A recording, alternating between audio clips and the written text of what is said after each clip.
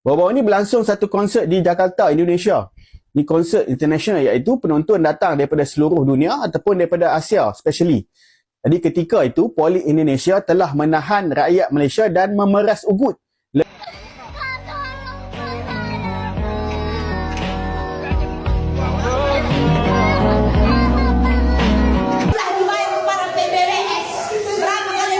Warna baju pemakan uang haram. Saya mohon maaf sudah menjadi polisi yang jujur.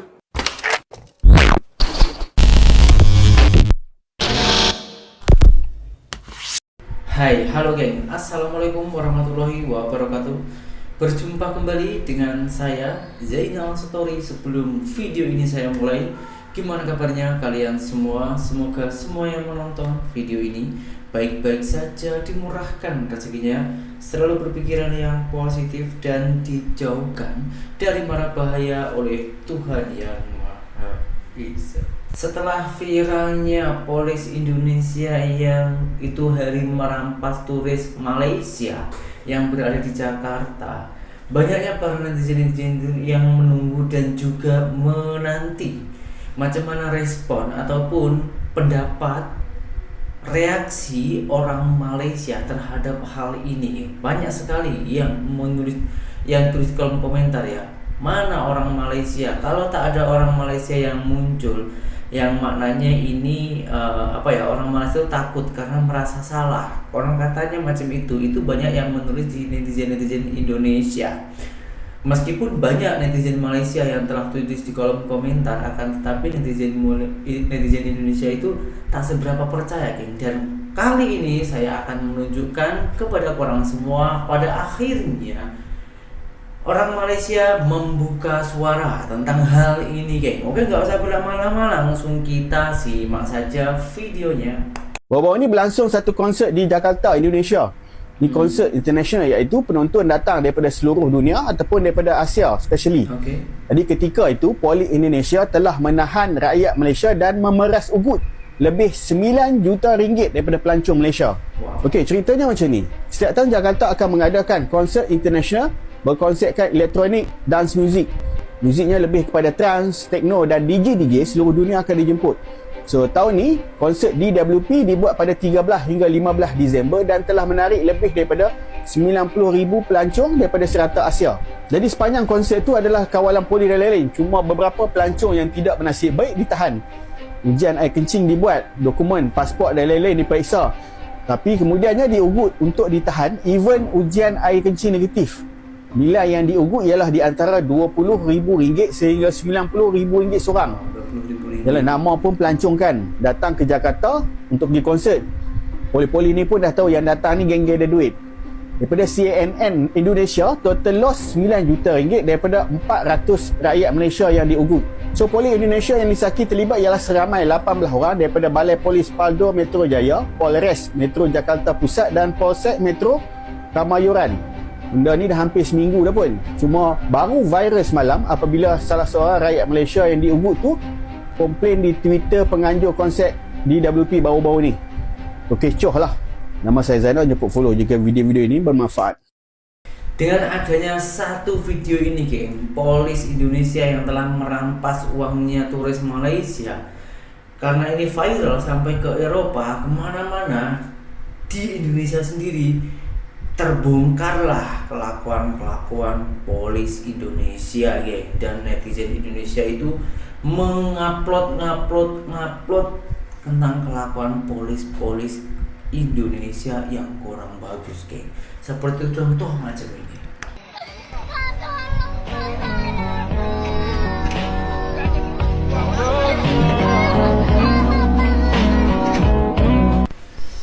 Satu lagi teman-teman, sebuah berita viral yang menampilkan seorang anak kecil perempuan nangis gara-gara motor bapaknya disita oleh Dishub. Mari kita simak videonya.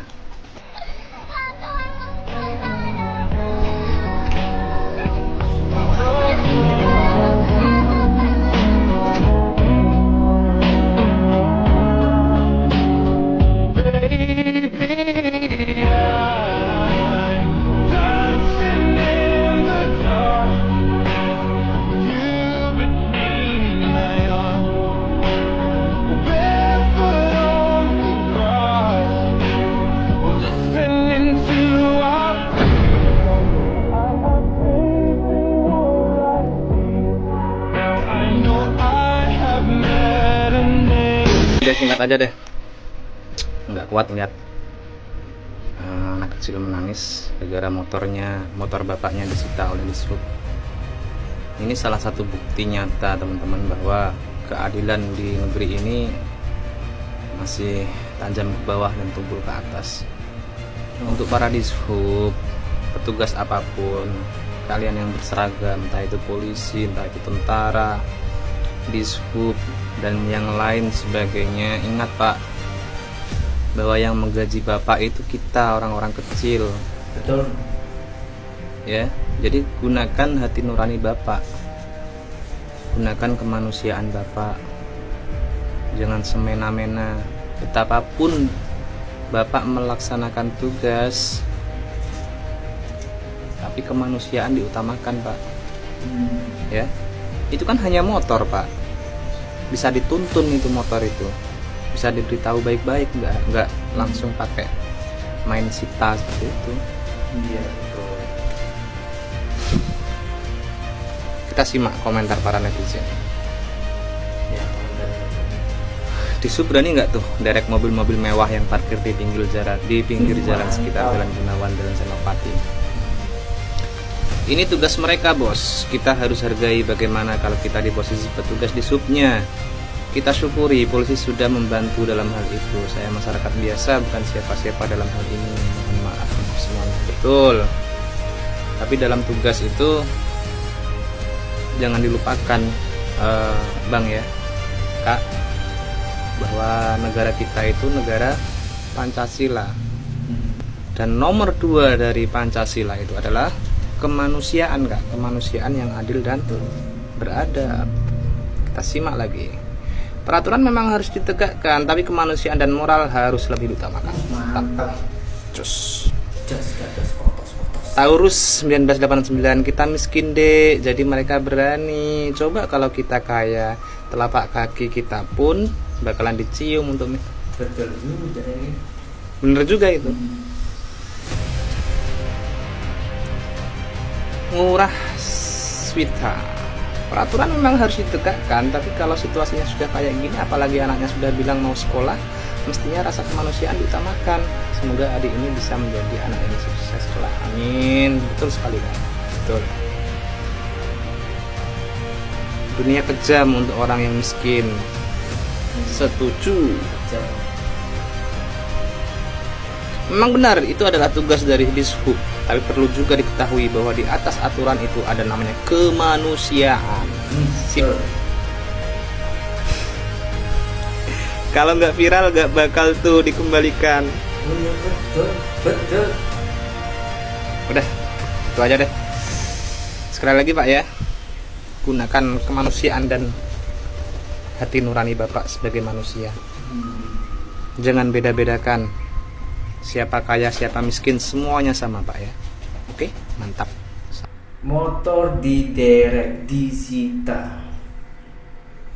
Kalau motor itu hasil curian, tak ada surat apa-apa misalnya, itu tak apa derek ya, tak pedulilah, tak kisahlah orang miskin ke orang kaya ke, karena itu kesalahan dan itu memang undang-undang. Akan tetapi kalau motor itu mati, nah ini beda lagi nih Pak. Itu kan kalau mati yang bermakna karena dia orang itu tak mampu untuk membayar pajak kepada negara. Jangankan bayar pajak, kan? Untuk makan sehari-hari saja cukup, itu pun sudah syukur. Lagi-lagi di Indonesia ini kalau bayar pajak memang agak mahal ya. Belum lagi kalau biasanya kalau orang-orang kecil itu kena calo lagi, lebih mahal. Jadi saran saya Pak ya, tengok dulu itu motornya itu macam mana. Kalau betul-betul tak ada tak ada surat, tak apalah, itu pun masih ditelusuri dulu. Kan sebagai pihak polisi tentunya sudah tahu lah ya, plat nomor ini dari mana, ini terus sedetail-detailnya insya Allah pasti tahu lah. Nah kalau motor itu hanya mati pajak, tengok dulu Pak kondisinya itu di mana, karena kita juga mempunyai peri kemanusiaan. Kalau misalnya motor itu betul-betul mati dan bapaknya itu tak mampu untuk membayarnya, setidaknya itu kasih pekerjaan lah Pak, kasih pekerjaan bapaknya itu yang kamu tilang, biar si anaknya tetap boleh melanjutkan sekolah dan bapaknya mendapatkan penghasilan untuk mencukupi keluarganya dan juga untuk membayar pajak. Itulah polis-polis yang bijak. Atau tak, kita ikut macam di Malaysia deh. Di Malaysia apabila itu menjual motor itu harus tukar nama, wajib. Jadi tak ada ceritanya motor ini kalau nanti bayar pajak ya ataupun tukar sambung lah perpanjang, itu tak seberapa mahal. Di sana tuh murah sangat, geng. Hanya 20 atau 30 ringgit saja.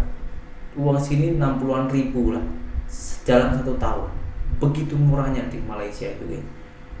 Kita tengok dari segi mata uang saja, Malaysia itu lebih besar. Tapi kenapa yang banyak kemudahannya bukan Indonesia, malahan ke Malaysia?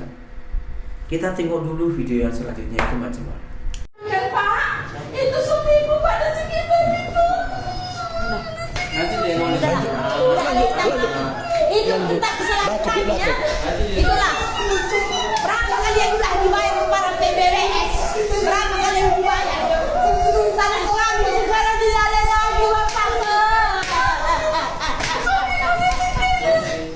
Oke, beginilah yang dilakukan oleh pihak kepolisian kepada masyarakat. Ini laporan untuk penganiayaan pun tidak diterima. Langsung ini Pak Tommy Pangkat Kompol tidak menerima kami di sini. Ini keadaan. Ini keadaan kita habis. Oke.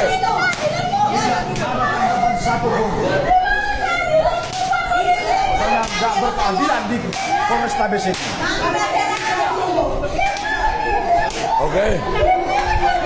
Oke, ayo. Tengok, geng, itu kronologinya ini seorang masyarakat itu melaporkan karena adanya preman yang telah menganiaya, ada kes penganiayaan lah yang dilakukan oleh preman kepada masyarakat, dan ketika masyarakat itu memanggil kepolisian untuk mengadili ataupun untuk membantu lah ya setidaknya, tapi pihak polisi malah tak ada yang merespon satupun. Apa guna sila Pancasila yang kelima ini? Dimana keadilan sosial bagi seluruh rakyat Indonesia. Kalau macam ini mana keadilannya, geng? Mana keadilannya? Kehilangan motor saja kalau melapor harus ada duit, itu pun belum tentu bergerak. Itu kalau di Sumatera Utara. Beda halnya kalau di Jawa Timur.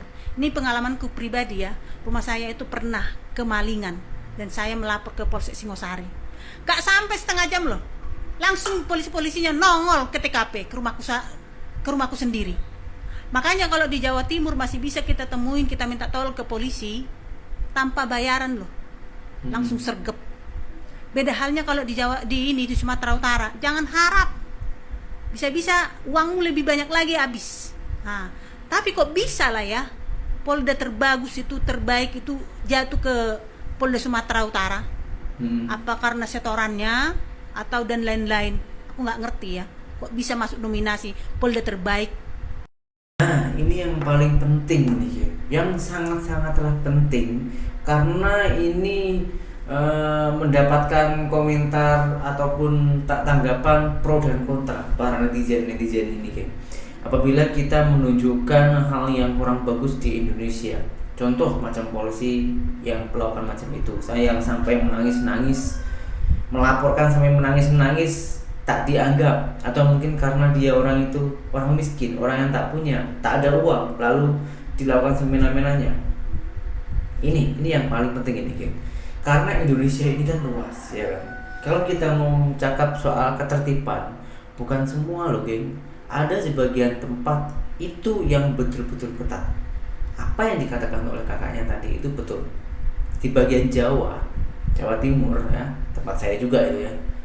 Ini kita kalau misalnya melaporkan apa-apa, polisi itu bertindak tegas.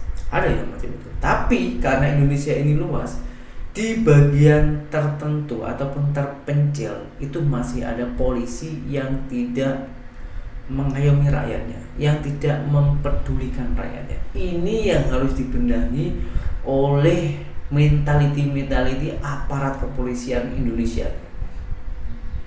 Agar kemajuan Indonesia ini boleh merata, ketertiban pun juga boleh merata. Sekarang kita tengok macam mana tanggapan polisi tersebut tentang mengenai hal ini, guys. Kita langsung tengok videonya. Oke, assalamualaikum warahmatullahi wabarakatuh, guys. Nah, di sini ada komentar dari janda melahirkan, guys. Ya, dia katakan seperti ini: warna baju pemakan uang haram. Oh, Nah, jadi begini bosku, ya. Mungkin Bapak pernah mengalami bermasalah dengan anggota polisi, tapi Pak, tidak semua seperti itu, Pak. Oke, memang kita itu digaji oleh rakyat, ya. Memang uang kita itu dari rakyat, ya. Jadi, dan saya memang akui itu, Pak, tapi tidak semua seperti itu. Oke, terima kasih.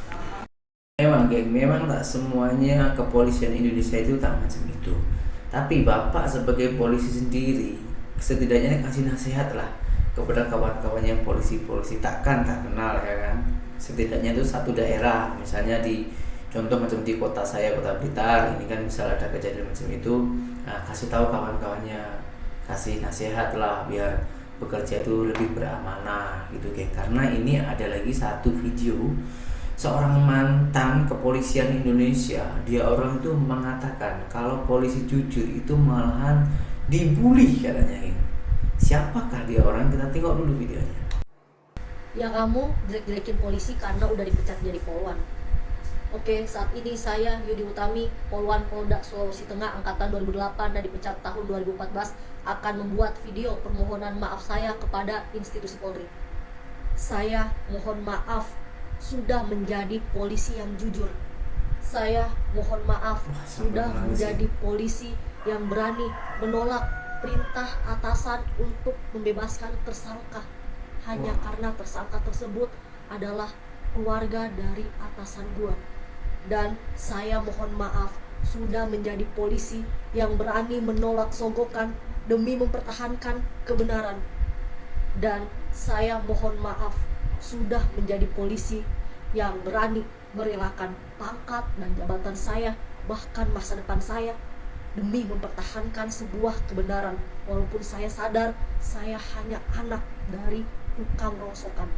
Wow, pengakuan mantan polisi tadi itu sangatlah mengerikan, ya. Kita macam mana kalau tak percaya, geng? Sebab dia orang itu mengeluarkan air mata karena peduli kepada masyarakatnya dan bercerita ketika dia orang itu masih menjabat menjadi aparat kepolisian yang disuruh ataupun diperlakukan yang kurang jujur ataupun membela karena ada uang ataupun ada kerabatnya sampai menangis-nangis, geng. Coba bayangkan. Wow, ini yang harus kita benahi di Indonesia ini, geng. Kita ambil contoh aja macam di Malaysia.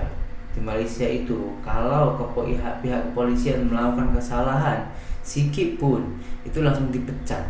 Bukan hanya dipecat begitu saja, bahkan selama-lamanya hidup tak boleh menjadi aparat kepolisian lagi, geng. Ataupun bisa dikatakan di blacklist macam itu. Tapi kalau di Indonesia ini berbeda, geng, ya. Masih banyak polisi-polisi yang mengalami musibah ataupun ada rasuah-rasuah, ada kes-kes yang merugikan masyarakat ataupun merugikan orang lain. Ketika dia sudah bebas dari pihak kepolisiannya, nampak ada skill, ada kebaikannya, langsung diangkat lagi menjadi kepolisian. Di Indonesia memang macam itu. Tapi kalau di negara lain, macam di China, malahan di China itu hukum mati. Di Malaysia langsung dipecat, di blacklist dari pihak kepolisian seumur hidup, gitu. Karena kenapa? Karena pihak kepolisian itu yang seharusnya, yang sepatutnya itu menjadi pedoman, geng. Menjadi kiblatnya masyarakat, maksudnya menjadi contohnya masyarakat, agar pelakuan-pelakuan baik, pelakuan-pelakuan bijak polisi itu ditiru oleh masyarakat. Dan tugasnya polisi itu untuk mengayomi, untuk melindungi masyarakatnya, geng. Bukan malahan untuk memeras ataupun membela diri, bahkan memakai jabatan tersebut untuk menguasai apa yang diorang inginkan. Dalam semua video ini, apabila ada salah tutur kata saya meminta maaf yang sebanyak-banyaknya. Dan apabila ada yang harus dibenahi, ada yang harus dibenarkan, nggak apa-apa, saya akan menerima dengan lapang dada. Silahkan tulis di kolom komentar dan berjumpa kembali di video saya yang selanjutnya. Saya Zainal Story, seorang mantan TKI Malaysia. Salam TKI sukses. Assalamualaikum warahmatullahi wabarakatuh. Bye bye.